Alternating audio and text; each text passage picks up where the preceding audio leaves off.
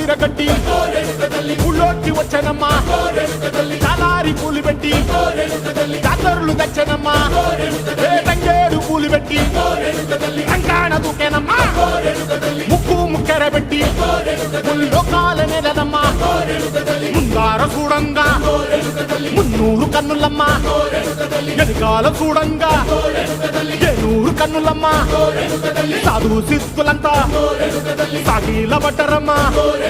మహారాజు రాజులంతా మొగారిల్లిరమ్మా కోరిక కోరంగా